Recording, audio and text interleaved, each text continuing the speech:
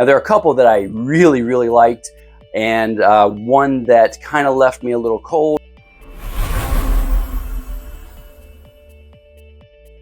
Hey everybody, welcome to D3 Reads. I'm Eric, and I've got some great horror books to share with you today. Back in March, I posted a video after the Bram Stoker Awards finalists were announced for this year. Now, the winners of those awards have not been announced yet. That will be in June at this year's StokerCon. But when the finalists for each of the categories of the Bram Stoker Awards were announced, I took it as an opportunity to try to read some authors I hadn't yet read. And I promised you I would share with you my book reviews, and here we are. Now, each of the authors of these books have great strengths and maybe a few weaknesses. I enjoyed each of these books, but each of these books, as I recommend them, I wanted to give you a caveat with them. Now, there are a couple that I really liked, and one that kind of left me a little cold, but all of these authors should be extremely proud of their work. I really look forward to reading some of the books that have been written by some of the more established authors and for the future books of the newer authors. Now, what I mean by that is, again, if you recall from the first video, even though the Bram Stoker Awards have multiple categories of achievements, I focused in on only two: the superior achievement in a novel category and the superior achievement in a first novel category. And because there are many authors for each of those categories, I only picked two authors from each. So with that said, I'm going to jump into the superior achievement in a first novel category and talk about the two books that I read. The first is Danya Cole's Midnight Rooms. Now, in fairness, I already reviewed this book in an update I think I published in April. So I'm going to make this one a little bit more brief, but there are a couple of key points that I really wanted to hit that I don't think I hit very well in that first review. So Midnight Rooms is a classic gothic horror style story. The main character is a young woman named Arabella, who is a mixed race person who lives in England. And she's getting on in her youth. She's in her 20s. And in this book, she's essentially married off to a stranger. And Arabella, realizing that she didn't have a whole lot of options because being mixed race and her parents being dead, she was living with her aunt and her uncle. She realized she didn't have a whole lot of options in the mid-1800s England. So she agreed to this being married off to this stranger who seems to be a sincere man, but she had never really met before. And she winds up moving into this classic kind of gothic horror setting, a mansion out in the middle of nowhere with no real neighbors, and where she starts experiencing the horror that awaits her in this tale. Now, I enjoyed this book immensely. Again, the full review of it's in a previous video, and I'll link to it. But the thing that I wanted to really hit on about this book that I enjoyed so much is that the author, Danya Coles, is probably, of all the books I'm covering, she probably has the most elegant writing style of all of them. It was just beautiful. And in this book, I never really got having nightmares, kind of scared, but it's compelling horror, thoughtful horror. But she writes so beautifully and so elegantly. She kind of reminds me of more classic style horror, like say Shirley Jackson, for instance, or even some. Well, I wouldn't go so far as say like Edgar Allan Poe or those types of writers, but her writing is just really elegant, and it draws you, and takes you by the hand and walks you through a ghostly story of classic type horror. And I really enjoyed it. The other thing that I wanted to hit on that I kind of missed on my first review is that I'm not sure I was smart enough to quite understand the ending of this book. And I'm curious, if you've read this book and you're pretty confident of the ending, I would like for you to drop a comment and just say, yeah, it wasn't that complicated, or what your thoughts were on it. Now, what I mean by that is, I think an author, a horror author in particular, and I've said this before as I've talked many times about horror over the last year, is that a horror author has to kind of walk a tightrope, a balance, if you will, of how much of the supernatural that they need to explain in order to get the scare, in order to get the horror sensation. And Danya Coles does a great job of that. She doesn't fully explain everything in a good way. You know, I felt that I get the most disappointed in horror when the author explains all the horror, all the monsters, all the everything to the degree to where it's not scary anymore. It's no longer unknown, it's known, and now you just got monsters. In this case, she does a great job of kind of leading you to what's going on without explaining it to the reader like you don't know what's going on. But I was left in I think, a very satisfied way, saying, "Oh, good, the horror was there. I'm not sure exactly what it was. I think I know, but some folks might be a little frustrated by that." So, my caveat for Danya Cole's Midnight Rooms is it's a beautifully written book. It's got a great story, and it draws you in, and it's got good, creepy horror effect. But it didn't terrify me, number one. So if you're going for the real scary stuff, this wasn't it. And also, not everything's explained, and you may be a little frustrated by that. I was not. I felt it walked the line perfectly, but I thought I should call that out. But Danya Cole's Midnight Rooms, one of the superior achievements in a first novel, horror novel category, very much, I think, a strong contender for a win there. So good luck, Danya Coles, in June. So next up for this category, the first novel category, is Ginny Kiefer's This Wretched Valley. And this one I was particularly excited, as I mentioned in the first video, about reading, because the author is a Louisville, Kentucky native, and I grew up in Louisville, Kentucky. And a lot of the setting of this was inspired by Red River Gorge, which is part of the Daniel Boone National Park system in eastern and central and southern Kentucky. It's huge. And I've been, obviously, I grew up in Louisville, and I've been to those areas. And so I felt like, wow, this is something I'll be able to connect with. Not only that, but one of the main characters' motivation is her rock climbing background. Now, I've only done indoor rock climbing. I've never done the outdoor, up the side of a cliff kind of rock climbing like the character here does. But, a lot of links here that made me want to read this book. And so Ginny Kiefer's story starts out just in your face. The main characters are dead. And now she's going to tell the story of what led up to this. This book, I think, has so many strengths. The first third of the book, I would say, drew me in. It's mysterious, and it does a great job of making you scratch your head and wanting more. What's going on? What's happening to these four characters? But I felt that as the story progressed, it kind of had a couple of stumbles. The horror was, I felt, she does a good job of kind of walking that balance of not explaining too much. But I kind of felt that some of the ghostly things that happen, some of the supernatural elements are happening, were either confused. Maybe it was me as a reader that was confused, but they didn't land for me. I have a hard time thinking of a good comparison without, or good examples without giving you spoilers. And my reviews are generally, I try to be spoiler free with it. But it almost came across to me as a kind of the Shining kind of feel by Stephen King, in a lot of ways. And I mean, some of that's good, but some of it, the ghostly interactions with people, which is a really hard thing to write for, I think, because once your characters start interacting with the ghosts, then you've got to really do a good job, I think, of making the ghosts somewhat beyond understanding of the characters. And I felt, I don't know, I felt that that some of those interactions were good. Some of them didn't land for me. That the terror that was trying to be invoked, I didn't find particularly scary. So where that leaves us with this is a solid, I think, story. I felt it was a very well thought out story and very well developed story, but the motivations of some of the evil forces I've been contended with here, I didn't feel were very well explained to the point of satisfaction. I talked about that balancing act between explaining too much and not explaining enough. I didn't feel like it was explained very well what was going on and why. And so I just felt like parts of this felt like horror just for the sake of writing some creepy scenes. But having said that, I think Ginny Kiefer is a solid writer.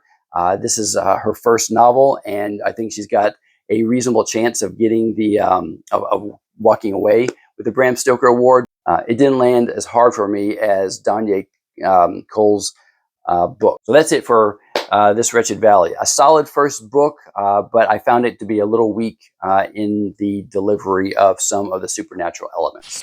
I'm going to move on to Superior Achievement, a novel. And the first book I'm going to cover is Gabino Iglesias' The House of Bone and Rain. Now, this book so far is amazing. Now, I'm only about 2/3 of the way through. It's the only book that I haven't quite finished yet. And the only reason why I'm not done with it, well, there's two reasons. One is because I've been busy outside of the reading world, doing things for work and family and that kind of thing. But the other is because this book is brutal. There is a definitely chilling supernatural elements to this book. There's the supernatural plot that's going through, but it's also rooted in some very real world kind of terror, some more kind of crime fiction, as well as the supernatural element. You see, the book covers the story. The main character is a guy by the name of Gabe, and his friends, his childhood friends, Xavier, Tavo, Paul, and a guy by the name of Bimbo. That's kind of his nickname. Now, Bimbo's mom gets murdered in this, and as Gabe says a number of times, it's heartbreaking because it's based on, I think, on real world situation in Puerto Rico, that, you know, people die every day, and they just in large numbers, and if you're not wealthy, you're not really going to probably ever get any satisfaction from the police. So Bimbo, whose mother was killed, decides he's going to get revenge, and he enlists the help of his friends to find out who killed his mother, and to exact revenge on those people. And by revenge, he means he's going to kill them, and he expects his friends to help. Now these friends are tight, and they agree to go all the way for Bimbo as he tries to find out who did this.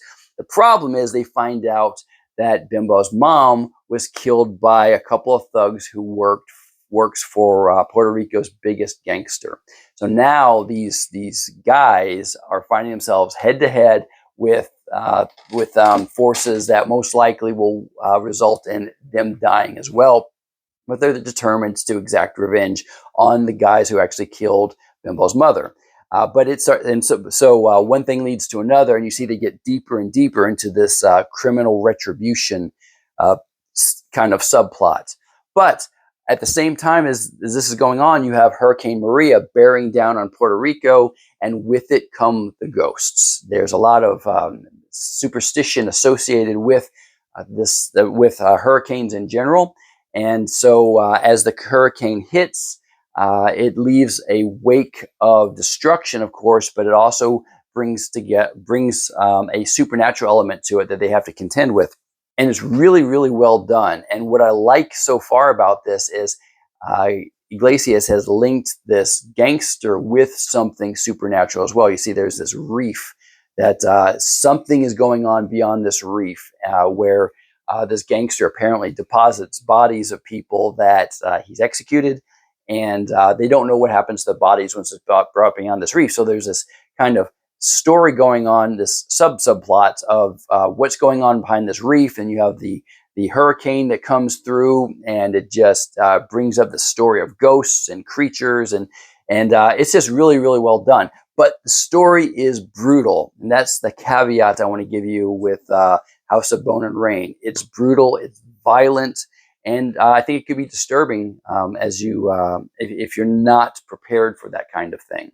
A lot of this kind of just reminds me of Stephen King. I don't know why, but it does. So it's that kind of flavor. House of Bone and Rain, I'm looking forward to finishing this. I'm looking forward to reading other things by Iglesias, because it's very skillfully written, and I've enjoyed reading it. So this one, I think he's already won, I believe, a previous Bram Stoker Award for one of his previous works. I forget which one it is, but definitely I think he's got a good shot at this Bram Stoker Award this year. And finally, we're going to cover Stephen Graham Jones' The Only Good Indians. Now, I said before in the first video of this, I'm kind of cheating with this because Stephen Graham Jones, he is actually being nominated for the book I Was a Teenage Slasher, But I didn't read that one because I had just received, just a couple days before I decided to do these prepare for this video, I received his The Only Good Indians, which was the book that Stephen Graham Jones won the Bram Stoker Awards for back in 2020. And so I decided, well, I'm going to read the author, but I want to read this book because I've been looking forward to it. I've heard a lot of good stuff about it, and it is a fantastic book. This one tells the story of some friends who are Blackfeet of the Blackfeet tribe of American Indians.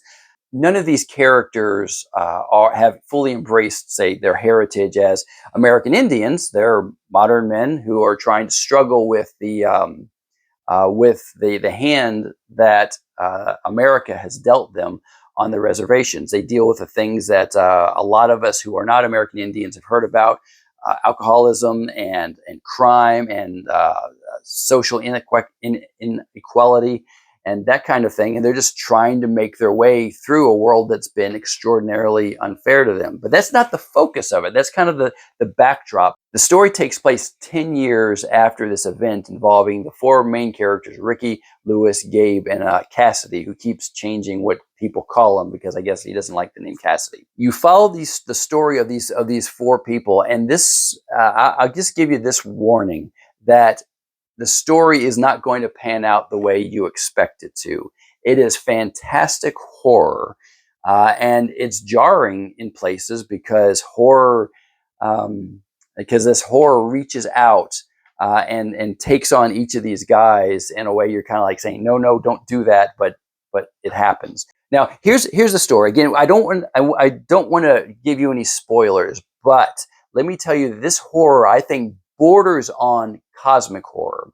Now, I did a video, probably one of the most popular videos on this channel, talking about cosmic horror. Now, cosmic horror is the type of horror where the protagonists of a story come face to face with a power or an evil that is so massive and so beyond understanding that they can't even conceive it. It often drives you to madness just having to deal with it. But one of the hallmarks of that type of horror is that the antagonist, the evil force or whatever it is that they're grappling with, is so massive that humanity and your individual cares and wants and desires and loves and hates and all that are irrelevant to it. It is just there and it does what it wants. So think of Call of Cthulhu and H.P. Lovecraft. Cthulhu and the Elder Ones, they don't care about humanity. They are there to just to exist and to wipe clean humanity from the face of the planet just because it's irrelevant to them. But another aspect of cosmic horror deals with nature and how and derives from nature, because the forces of nature, again, are kind of don't care. They're uncaring towards humanity. That's just, it is. And so you have stories by people like Algernon Blackwood and the Wendigo, which I talked about in that cosmic horror story. This kind of reminds me of it in a way, because the main characters in this story have awakened a response from the natural world that they didn't fully understand. And it involves, and the story does this wonderful job of kind of weaving in some of the understandings of like Native American perspective over the years and modern Native American perspective in the form of the main characters, the childhood friends who are now facing the consequences of the actions that they took part in 10 years before the story starts. Okay, I hope I wasn't too confusing with that. But the thing that makes this maybe not quite cosmic horror is this force that they have awakened with their actions is very much concerned with them and reaping vengeance and inflicting vengeance on them for the actions that they did. So there is a personal aspect with it. So I'm not sure I'm willing to say exactly that it's cosmic horror, but man, it really, really kind of walks the line on that. So I found this book to be extremely enjoyable. So it's written in a slightly different perspective than what I'm used to with a lot of books. It's kind of hard to explain. You'll see it when you read it. But I did find parts of it to be a little hard to follow at times because there's a little bit of, I won't call it stream of consciousness. It's not, but there's enough of that kind of flavor to the way that the characters think sometimes that it was hard for me to follow, and I kind of had to reread a couple of sections to kind of connect the dots. And there were sometimes I just kind of gave up, moved on, and then I found out that it was kind of explained a couple paragraphs down. The whole picture was painted, and then I'm like, oh, that's what he's saying. So it's not always an easy read, but it's always an enjoyable read. I found the book very, very well done.